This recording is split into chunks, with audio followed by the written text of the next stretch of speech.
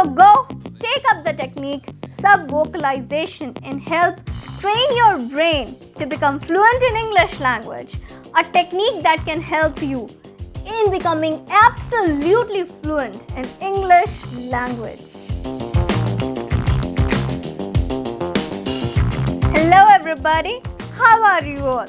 Hope you're doing great. So welcome back to another lesson of learning English and improving your English speaking skills with me. Today's lesson is going to be very important for your fluency because I'm going to tell you something that will help you train your brain to speak fluent English. You want to speak English fluently? Your thoughts, your brain plays a very important role for that. And how to train your brain to speak fluent English so that you can speak English absolutely fluently. So today I have the solution, plus this is something that was requested to me. So this is going to be a very important lesson because this is something that I'm going to tell you in details. So recently I uploaded a video on your demand which was how to speak English spontaneously. The secrets to speak spontaneous English. So if you want, you can go check out the video, refer to it. Now in this particular video, I'm telling you a particular technique, you can say, or a process in the English language learning, which is known as subvocalization. This is a cognitive process related to studies and your brain. So this is a study process, this is an English learning process that happens in every language. Subvocalization. Now I touched this topic and I received a comment that, ma'am, please help us understand it more. Give us examples and please post a separate lesson on this particular topic of subvocalization. So subvocalization is something that is very important for you. This can actually help you train your brain to become fluent in English language. I agree that in the recent lesson, I have to tell you about a lot of techniques due to which I was not able to go into extreme details of this particular technique. But today, I'm going to tell you each and everything about this technique, that is subvocalization. And you can use it to become fluent in English, train your brain to become fluent. So are you all ready for this? I'm Shivangi Gupta, your CELTA certified English language tutor, certified by the University of Cambridge, the UK. And before beginning, please subscribe the channel so that you can get all the lessons that I post for you on this channel, just for you on the channel. Please like the video and share it with your friends too. Now coming back to today's video, the subvocalization. What is this? Subvocalization. What happens during subvocalization? Now before beginning with subvocalization, I want to tell you something that will help you understand it in a better way. Okay, so do you remember that I uploaded a video on 20th June 2024? On 20th June, yes, it's possible to think in English. Now, this was a lesson in which I was discussing a lot about inner voice. How inner voice can help us think in English and become fluent in English. This inner voice is subvocalization. A very simple term for subvocalization is inner voice. That means we have actually talked about this topic twice before. But both of the times I've told you different things. Today I'm going to tell you each and everything. So there are going to be no confusions. I'm going to give you examples and everything. So subvocalization is basically your inner thoughts. You can hear a voice. Sometimes it's thoughts that you can hear. Often it happens with you, right? You can hear your own thoughts in your head, in your own voice. Does this happen with you? They can be random thoughts about what happened in the day, about what is gonna happen, what might happen. You might have forgot where you kept your keys and you are thinking about it in your mind. Oh my God, where did I keep my car keys? I'm not able to find it. Everything. You are vocalizing it, but not literally in your mind. Now, literally means speaking out loud. That is vocalizing. You're using your vocal cords. You are producing sound, that is vocalization, to speak anything out loud and other person can hear you. Subvocalization means vocalizing things in your subconscious mind. Oftentimes, a person is not even aware about it. And when they are doing it, after some times, they realize, okay, I'm thinking about this thing. So you hear your thoughts, often in your brain, in your mind, in your own voice. That is subvocalization or inner voice. Now, this is also known as inner vocalization. Inner vocalization. It's like a monologue, internal monologue. Now, what is internal monologue? Again, they are your thoughts that you're thinking about. Now, this word monologue, if you're from your literature background, you can understand it. Monologue is a term, dramatic monologue is a term when a person gives a very long speech on stage. That's dramatic monologue. And that is used a lot in Shakespearean's plays, whether it's a comedy, it's a tragedy. It's used a lot in Shakespearean plays. So I am, a fan of Shakespearean plays and I have studied it during my literature, obviously. Dramatic monologue. So it's similar to that. I'm going to draw that particular comparison. Now, sololoquy is something when there is nobody on the stage. Only audience can hear this one character who is present at the stage, and this person is speaking, and they are talking about something. Only audience is supposed to know about it. It's like what this actor is doing is whatever is going on inside the thought, whatever that person might be thinking, positive, negative, whatever it is, it's like the person is vocalizing it for audience to listen to it. That is soliloquy. Now, this soliloquy is basically a vocalization of internal monologue, whatever is going on in the head of that character, so that audience can understand. That person, actors, just vocalizes it. Internal monologue. So, monologue is a long speech. Internal monologue is when you do not vocalize it out loud. It's there in your head. It's internal. The difference is it's internal. Everything is here in your head. Nobody else knows about it, what is going on. Nobody else can hear your voice. It's there inside you. That is subvocalization. That is known as subvocalization. Now, can you use subvocalization to train your brain for fluency in English?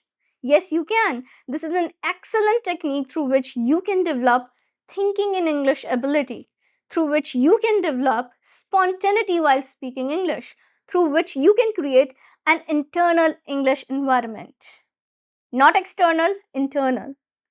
There is an external environment where you create an external environment of English by engaging with English content. It may be books, it can be watching online content in terms of movies and all that, being surrounded by English. That is external environment. Now, this inner voice or subvocalization can create an internal environment through which you can train your brain to become fluent in English language. Now, in order to use this particular technique or the process for your benefit, what you have to do is you have to use it while reading.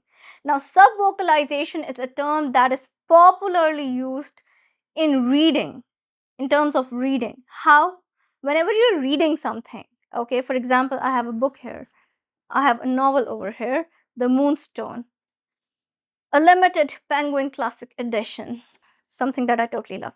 Okay, so I have a book here. I would open it and I'm gonna read it. Okay, if I'm silently reading it, what will happen is that when I'm reading it, I would hear each and every word in my mind as if I'm speaking it. That means imagining the sound of everything that you're reading. That is subvocalization. Similar to that inner voice, similar to your internal thoughts, similar to the subvocalization of thoughts that you're having. You're having thoughts throughout the day. I've given you an example of your internal voice, inner voice, in terms of subvocalization. Now, there is another kind of subvocalization. Basically, it's not another kind, it's same. The thing is that those thoughts now have been converted and they are projected through a medium. Those thoughts which we were having earlier were your own. You were thinking about your day, you were doing this, that inner voice was your own. Now, this inner voice is projected by this particular book that you're reading. It's changed now. It's got a medium. So you're reading something and that same thoughts are there in your mind. You can vocalize it in your mind. That is subvocalization during reading. And it happens, it occurs naturally. A lot of times people, they do not realize they're doing it, but once you do it, you realize that you are doing it. It would be so easy for you to develop that habit of thinking in English, to process everything in your mind in English, switching off thoughts from native language to English language. Everything will become quite easy. Why? Because this is a cognitive process. Cognitive process, that means it helps you understand the words, the sentences, the meaning, and the way they might be pronounced in a better way. And it takes off that pressure, that load from your mind, that I'm not able to understand this, what would be the meaning of this word, this and that. The subvocalization helps you in understanding everything that you're reading in a better way and then remembering it. So if you're doing this subvocalizing, you will be able to remember what you read for longer time in a better way. You'll be able to understand the words with context. So you'll be able to grasp that context in a better way. That is why subvocalization helps you create that internal environment. Number one, your thoughts at the time are totally in English. You're reading it, you're vocalizing it in your mind. That means everything in your mind right now is in English language. Totally English is going on in your mind. Something that we need to train our brain, don't we? Now, what is happening is you are vocalizing everything inside. Okay, let me compare it with read aloud. When you read anything out loud, for example, I'm gonna read it. Okay, I held up my precious book before him. I rapped the open page impressively with my forefinger. Not my words, I exclaimed in a burst of fervent interruption. Oh, don't suppose that I claim attention for my humble words. Manna in the wilderness, Mr. Applewhite, dew on the parched earth, words of comfort, words of wisdom, words of love. This is speaking out loud. Right now, I'm reading everything out loud. But if I don't read it out loud, I read it silently. Okay? Now, I can't give you a demonstration of that. That means I'm silently reading it. But then everything, every word would be vocalized too loudly in my head.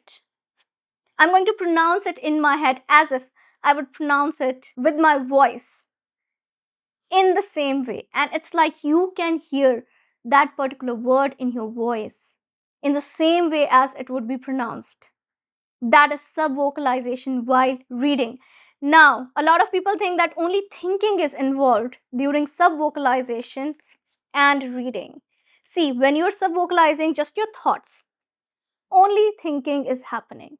But once you combine the subvocalization with reading, it's not just about your thoughts, about your mind. No, physical organs are involved. This is a research done by NASA. So NASA scientists, they conducted a research, a language research through sensors and everything, and they find out that when you have the subvocalization during reading, your tongue, your jaw, your vocal cords, your larynx, your voice box, everything, all the organs involved in producing a sound are involved in a similar way. There are similar movements, just as if you would speak. Right now, I'm speaking, all of my organs are involved. When a person speaks, the tongue, the throat, the vocal cords, everything, all the organs, the nasal cavity, everything that is involved in producing a sound is involved during subvocalization while reading.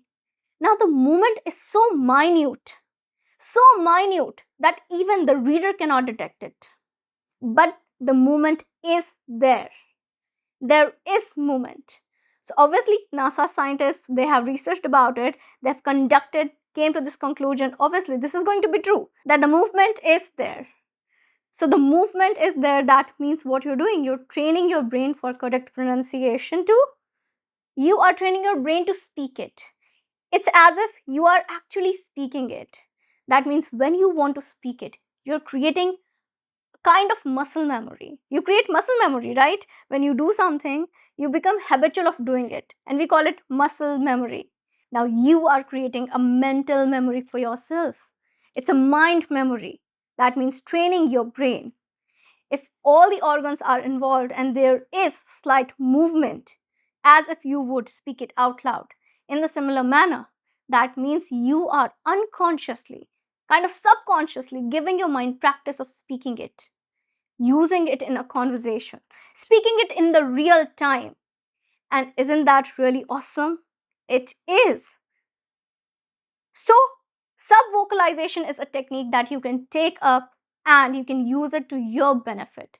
So, while you're reading, you can do either silent reading, you can do read aloud, or you can use subvocalization.